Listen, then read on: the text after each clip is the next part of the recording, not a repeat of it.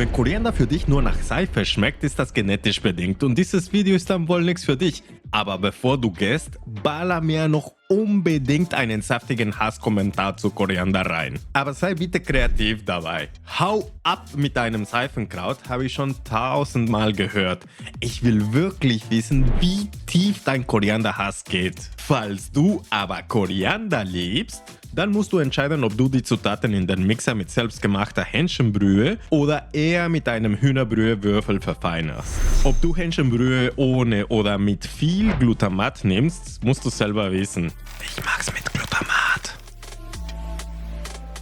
Um den Mixer glücklich zu machen, gebe ich erstmals eine Tasse Wasser dazu. Aber denk dran, immer 2 Tassen Flüssigkeit pro Tasse Reis. Die zweite Tasse werde ich später dazugeben. Wir mixen nun das Ganze, bis es schön glatt ist und stellen die Mischung kurz beiseite. Weiter geht's mit einem Reis.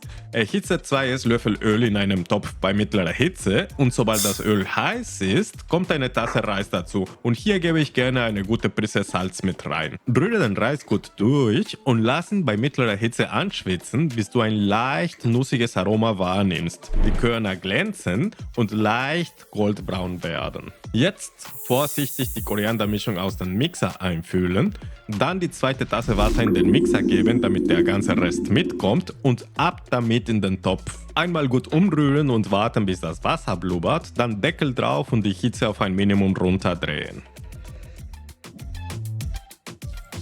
Nach etwa 15 Minuten sollte der Reis komplett aufgesogen, locker und voller Aroma sein. Lass ihn aber noch unbedingt 10 Minuten mit geschlossenem Deckel ruhen, damit er extra fluffig wird. Danach alles gut durchrühren. Dieser Korianderreis ist perfekt als Beilage zu jedem Hauptgericht. Aber meiner Meinung nach passt das perfekt zu einem anderen peruanischen Gericht. Die Aromanuancen des Korianderreises und dieses peruanischen Hähnchengeschnetzeltes harmonieren und ergänzen sich unglaublich gut.